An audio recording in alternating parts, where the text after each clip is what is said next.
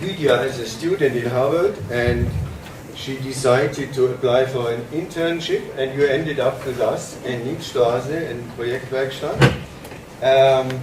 Let's know a bit about your interest in entrepreneurship. What made you look for Germany?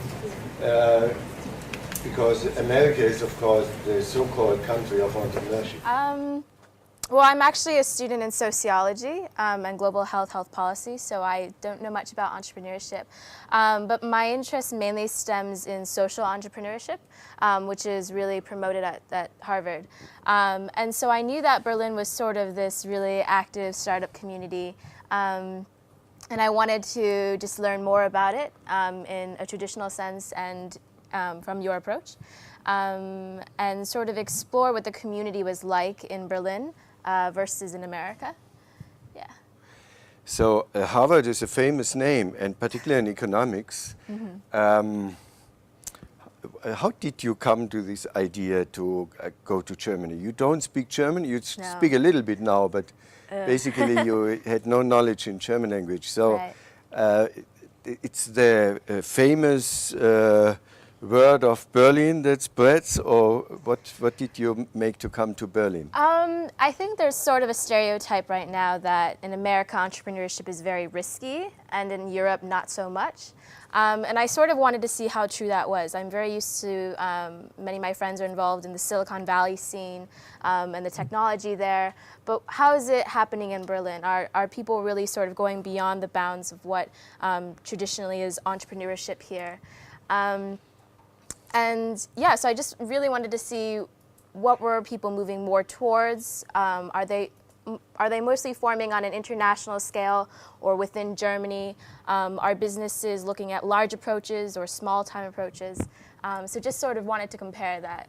So you look at it with an eye of a sociologist, yeah, I guess basically, so. and try to understand exactly. what entrepreneurship is in comparison in these two cultures. Right. Yes.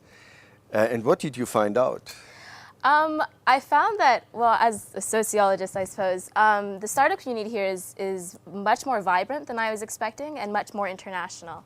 Every day there's some sort of startup event happening, and you can go and meet other entrepreneurs or programmers. And it's very easy, I think, in this community to find what you need. And people are also very open to expanding their own ideas and their own projects, which is really nice to see. Through their interactions with other entrepreneurs and other artists and just creative people in general, I feel like entrepreneurs here, your ideas are constantly changing and sort of molding to not only the environment, but the needs of people around you in your society, which is really just refreshing. People aren't sort of just stuck on one idea or one passion. Yeah. You could observe that. How can you find out what is the basics of your observation? Right. You talk to the people, or you just watch them? I think it's mainly talking with other people, and as well as sort of listening in on conversations. Someone automatically sort of introduces themselves and gives you the business card and goes through that process. But in having a conversation, you can sort of see the gears moving in their minds and seeing how if you bring up a point that maybe a different approach would be better, or adding some sort of facet to their idea, you see how in their mind everything sort of comes together like a puzzle, which is really interesting. What I would expect from my knowledge, small knowledge of Harvard or Babson or these places, is that we Germans are more tuning in with the customers and not so much on technology. Would you confirm that? I don't know. I actually find that might be more of a traditional way of thinking, especially in sort of going to more technology-based startup events around the community. I think with the innovation that's happening not only in the United States but in Germany as well, people are sort of bringing all of this together. And yes, you are looking at your customers and what they need and their desires, but as well as how is it fitting in an overall community of entrepreneurship globally. Yeah, I don't know if that quite answered. All right. question. That's Berlin. If you compare it with Harvard, there's a vibrant scene in Harvard as well for entrepreneurship. I think it's certainly growing at Harvard. I think most people enter Harvard, and this is speaking from the undergraduate experience. I'm still in the college, but students arrive at Harvard not exactly knowing what they want to do and never thinking that they want to start a business. But it's within our curriculum and within our classes that it sort of naturally comes out. You can see here, this is an example of our introductory computer science class. Students enter this class knowing nothing about computer science, and they come out knowing how to program in 6 different languages.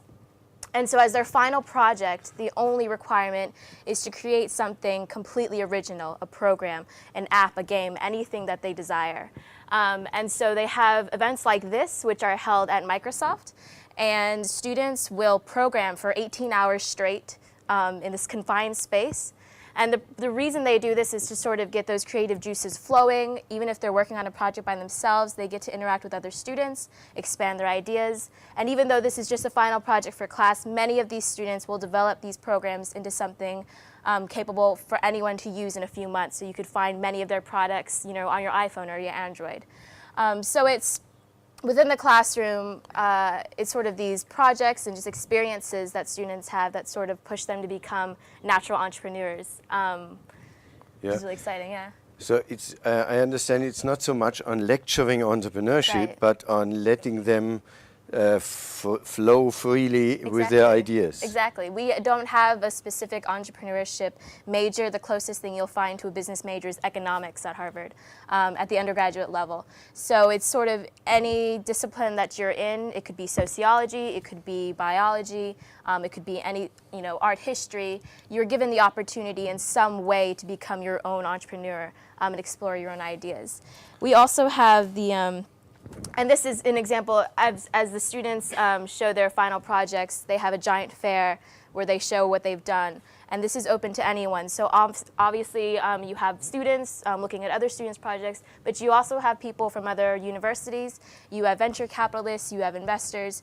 So this is sort of the start that people get that rush of what's going on, what can I do, and how can I make more of my time here. And one way is through the Harvard Innovation Lab. So this is sort of our version of our incubator, entrepreneurship, breeding ground, as you will.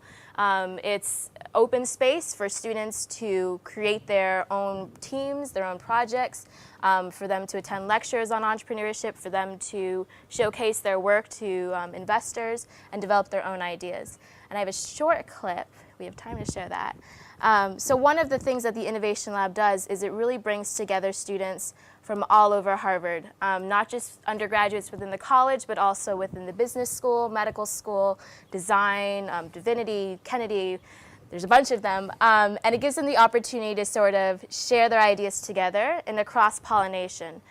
So I, as an undergraduate, may be able to interact with a medical student in the medical school and with a business student and create something beyond what you ever imagine. And they also take trips to places like the Silicon Valley, and you'll see sort of the idea behind the Innovation Lab in this clip, if I can play it.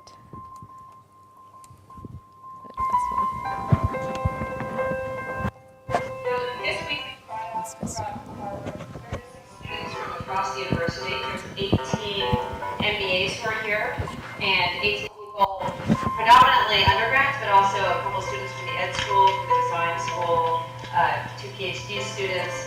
So a great mix of students from the university.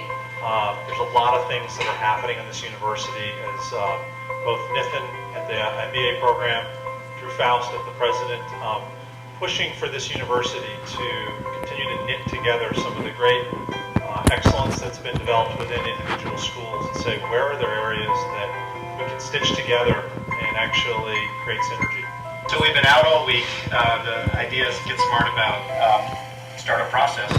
So a bunch of companies, a bunch of meetings with investors, we bring people in. Ladies and gentlemen, boys and girls, we're going to Facebook! Alright guys, so we're going to give you a little bit of information on Yelp. So first, they were founded in 2004. These are 2 guys who came from PayPal. Hi, I'm Lauren. I am a junior in college studying economics.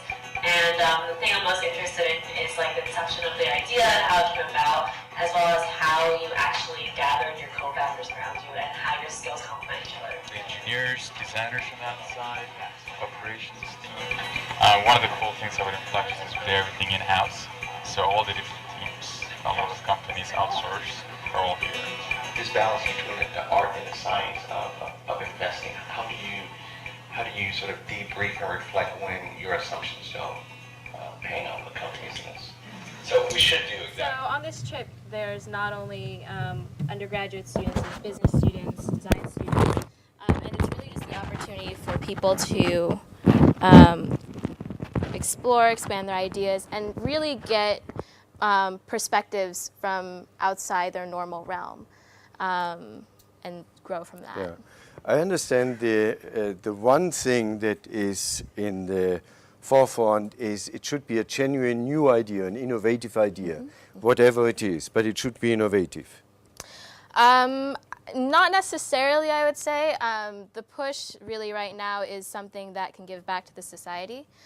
So there is a huge, huge push for social entrepreneurship. Innovative in that it's not developing based off something that's already existing, yes. But it doesn't necessarily have to be some sort of new technology or new invention altogether. Yeah. But that's basically what we try to make people understand here as well, that it's not technology, then you can get the technology from outside or as a team member or as a component. It's basically to create a new idea. Right, and as you also teach, if I can go back here, the idea is really the most important part. It's not exactly the resources that you have or your business plan that's the most important thing. It's how well thought is your idea. And in that way, Harvard provides these resources which allows you to develop your own team and develop your idea and pushes you to develop it to the most that you can. And then from there, you see what you can have resource-wise. We have the President's Challenge, which is run through the Innovation Lab. And that is a group challenge. There's several steps. And if you win the challenge, then you receive $100,000 in grants. So it's opportunities like that. And we have another innovation challenge. The first prize is $50,000. The Dell Social Innovation Challenge, a Harvard team won, which is also $50,000. And then we have things like Kickstarter. This is one of my friends who's developing her own import-export fruit service. And so she receives funding through Kickstarter. So the main idea is that even if you don't have the resources right now, you can develop your idea and create a business plan or create this program that suits your needs, your consumers' needs, society's needs, and if it's developed well enough, then you can find the resources. Thanks for that presentation, though we have an idea that we are not so far different from Harvard No, I don't as think people so. may think. Thank you very much. No problem.